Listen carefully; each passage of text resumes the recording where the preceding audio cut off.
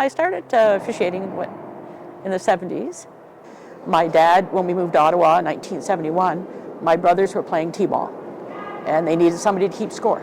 I go, well, I can do that. Then you needed somebody to umpire. Then I refereed hockey, but I had to stop that as soon as they could skate faster than I could. I was in grade 12, and somebody said, do you want to become a track and field official? I go, first of all, sort of, what is that? And you get on board, you feel like you're at home with them, you got somebody to talk to, and then you're hooked. So when I first started working in the Eastern region, I was the Eastern region area rep. We're working with the provincial chairmen to make sure whichever officials need the experience or experience upgrading, they would get a chance to, chief. When you're going through the training process, we make sure that everybody gets a chance to do everything. Whether it's starting, putting them on the line, sergeant's assistant, and you see a new official when they sort of go, yeah, this sounds like something I might like to do. It's gratifying when you have new officials coming on board.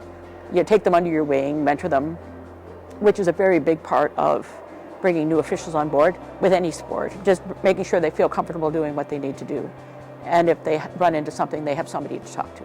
I started officiating at curling in 1985. When we first started officiating curling, you're making sure they don't go over the hog line with their rock in their hand. And then you help with measuring and things. And then they got the high-tech rocks where you get the sensors in it. So then we're timing to make sure the game doesn't take 5 hours. So I've done a lot of the timing now. I haven't done a whole lot of officiating in the golf. You're the standard bearer and you end up carrying the sign with the score. You walk 18 holes. The first time I did that, I thought I was going to die. I certainly don't mind mentoring, doing evaluations, chiefing, because there's much more responsibility. But you want me to just be a regular Joe, I'm okay with that too. You need me to pull a tape, I can do a tape. I can be in the pit, I can call up, I can do wind gauge.